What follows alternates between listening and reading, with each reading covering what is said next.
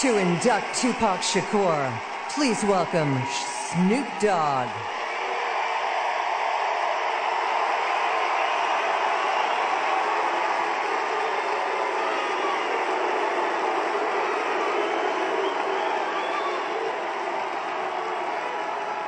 Really can't believe that it's been 21 years since we actually got to hear from Tupac. No, not the one clip on YouTube, not the movie or the hologram. Tupac Amaru Shakur, the human being. 21 years ago in Las Vegas, Tupac Shakur was taken from all of us. He was only 25 years old too, damn near the same age as my oldest son. When I sat down to gather my thoughts about my label mate, my homie, and my brother, there's one thought that kept coming back to me. Tupac, the actual human being. And while many remember him now as some kind of thugged out superhero, Tupac knew he was only human. And he represented through his music like no one before. It's a fact that he never shied away from. He wore it like a badge of honor. With an unapologetic rawness, Pac embraced those contradictions that prove we ain't just a character out of someone else's storybook. To be human is to be many things at once. Strong and vulnerable, hard-headed and intellectual, courageous and afraid, loving and vengeful, revolutionary and, oh yeah, don't get it fucked up, gangster.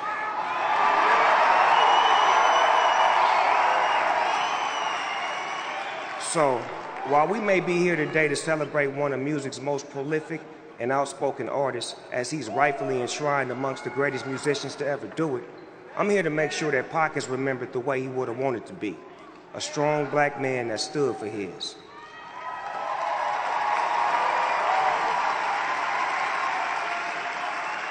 Not simply an actor or a rapper, but as a human. That's what made Tupac an amazing actor on the big screen in movies like Above the Rim and Juice. That's what made him refuse to lower his head when railing against injustice towards his people. That's what made us so engaged with everything he ever did, both before and after his death. That's what made Tupac the greatest rapper of all time.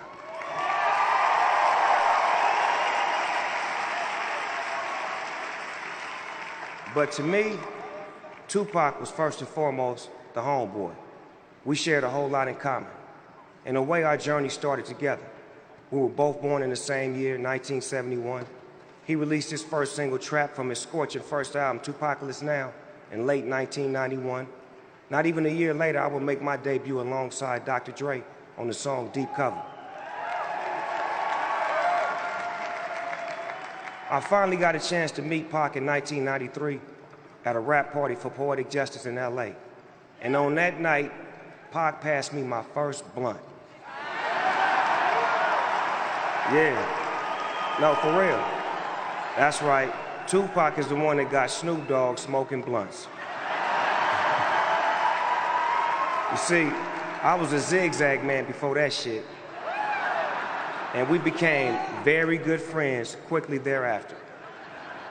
And then, in 1995, I told Suge Knight, I said, Suge, get Pac out of prison, have him come join our team at Death Row Records, you know, the most unfuckwittable record label of all time.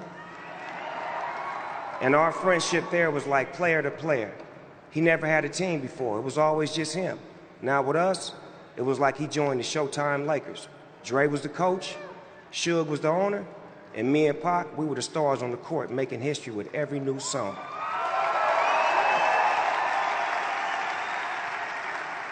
We were young, rich, and rock stars. But we were also young black men with targets on our back. We were catching cases simultaneously. That's why when we got together, we really were two of America's most wanted. He had just gotten out of jail. I had just beat my case. I get a white Rolls Royce with that creamy peanut butter interior. And Pac, he'd go out and buy a black one with the same thing. He'd have his tailor come over and lace us up with them Hugo Boss suits, you know, mafia style. He put me up on a lot of boss player shit like Gucci and Versace and shit I can't even pronounce. I got me a penthouse suite on Wilshire.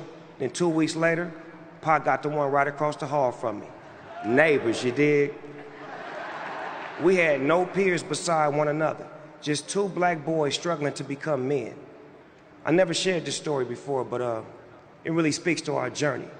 I had just beaten my case, and Suge had taken us to South America to get away from all of the drama, and me and Pac was parasailing. You heard right. Snoop Dogg and Tupac parasailing together with Suge Knight driving the boat.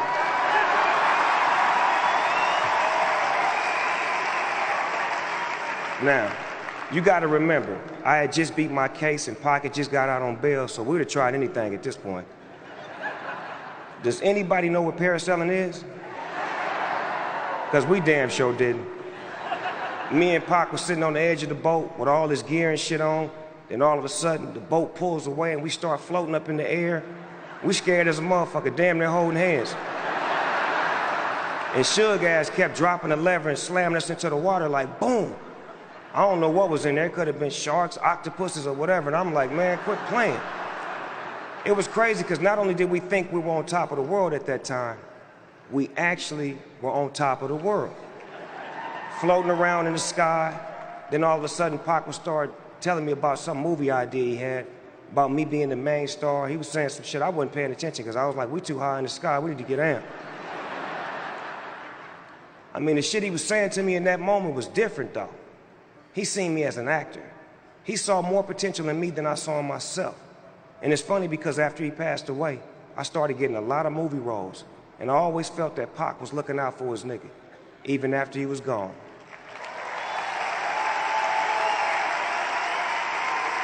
See, that's the thing with Pac. When he loves hard. Whether that was him loving black people, him loving his homies, him loving his record label, and of course, him loving his beautiful and incredibly strong mother, the late Afeni Shakur.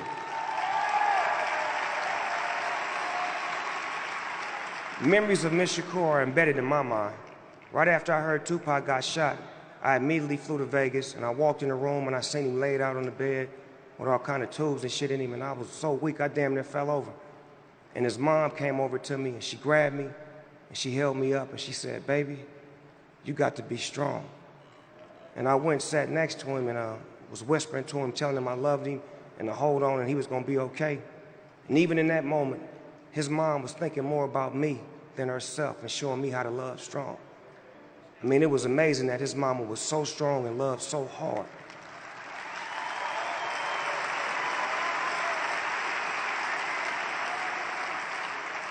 I realized that Pac was taught how to love at a very early age. And through his music, he shared the love with all of us. And that's ultimately why we're here tonight. Pac's a part of history for a reason, because he made history. He's hip-hop history. He's American history. And just like in school, the more research that you do on history, the more information that you have. So do your research and see the movie All Eyes on Me and understand all the Pac sides.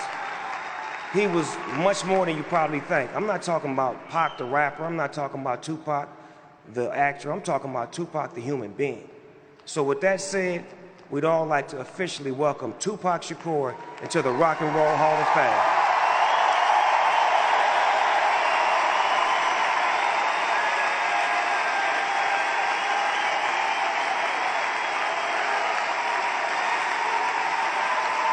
Pac. Tupac, we love you, dog. You're gonna always be right with us. We know you're gonna live forever, because legends always do.